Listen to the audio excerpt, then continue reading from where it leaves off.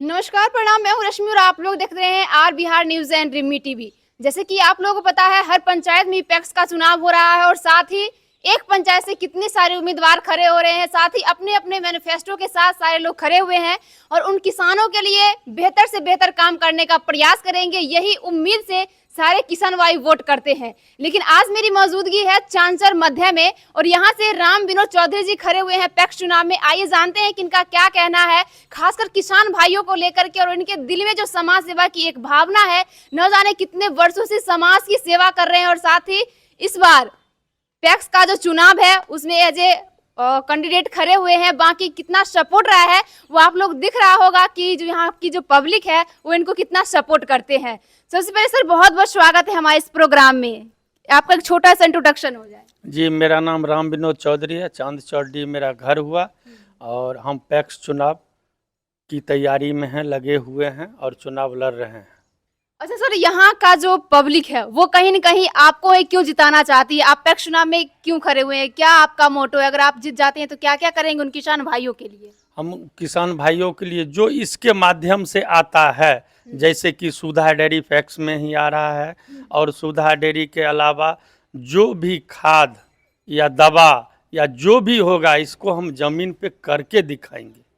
Sir इसमें बताया जा रहा है कि बीज, दवाई और साथ ही खाद और यहाँ तक कि लोन की भी सुविधा इसमें मतलब कराया जाता है। लेकिन काफी सारे जो कैंडिडेट जीत करके आए हैं किसानों के लिए उतना काम नहीं कर पाए। क्या आपको पता है कि पब्लिक के लिए आप वो काम कर पाएंगे? उनके सवालों पे खरे पक्के उतरेंगे? जी जी जी, 100% सत्य है। जो हमारे किसान भाइयों के लिए जो सरकार की तरफ से आएगी वो हम जमीन पे करके देंगे। अच्छा, उन पब्लिक का जो आपके ऊपर सपोर्ट है, क्या लगता है कि पब्लिक जो आपके सपोर्ट में है और क्या करना चाहेंगे उनके लिए? और भी अपने तरफ से जो भी हमसे बन पड़ेगा वो हम करेंगे, किसान भाइयों के लिए, पब्लिक के लिए और समस्त पंचायत वासियों के लिए। अच्छा, पहले के जो पैक्स चुनाव ऐसे हैं उम्मीदवार, वो अभी तक का क्या लगता है उनके कामों से संतुष्ट जनता है? वो तो पहले और किसान और जनता ही जानेंगे, उनके बारे में हम कुछ कह नहीं सकते। सर अच्छा। बहुत सारे किसान भाई गरीबी रेखा के नीचे हैं, तो उनके उत्थान लोन के लिए हम भी किसान से बिलोंग करते हैं।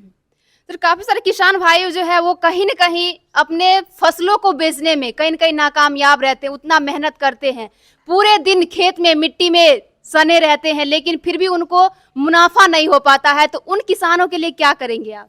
हम किसान का लड़का हैं और किसान की दर्द को समझ रहे हैं, और किसान के लिए जो मेरे तरफ से बन पड़ेगा वो हम करके दिखाएंगे। तो मैं मानूं कि अगर आप इस पैक्स चुनाव में खड़े हुए हैं तो उन सारा काम करेंगे जो पैक्स चुनाव की तरफ से होता है और साथ ही अपने तरफ से भी करेंगे। जी जी जी, अपने तरफ से वो हम करके देंगे।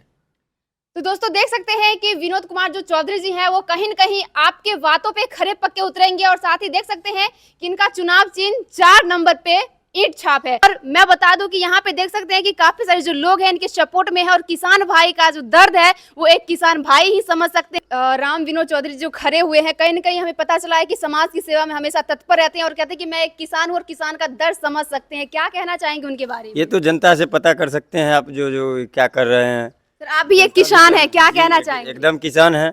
अभी तक हम लोग को कोई लाभ तो मिला नहीं है, लेकिन हम लोग चाहते हैं जो जनता को मिले, इसके लिए हम लोग अपना तत्पर है वो कहीं न कहीं बदलाया जा रहा है जनताओं के द्वारा कि इस बार पैक्स चुनाव में बदलाव होगी। क्या सर ये सत्य है? लग रहा है बदलाव तो होना ही होना है। होना ही होना है। क्या उनके कार्य से आप लोग संतुष्ट नहीं है? काश समझ अब है ही नहीं है पूर्णतः, अब क्या किया जाएगा। इनका विचार है फैक्स का परिवर्तन और फैक्स में किसानों के साथ जो है सो बदलाव होना और किसान को समुचित व्यवस्था देना, समुचित व्यवस्था दिलाने के बाद जो है सो किसान को प्रोत्साहन करना। बाकी ये वीडियो आप लोग को कैसा लगा कमेंट बॉक्स में जरूर बताएं। साथ ही हमारे Facebook page Rimi TV and R Bihar news को फॉलो, लाइक एंड कमेंट जरूर करें। जय हिंद, जय भारत।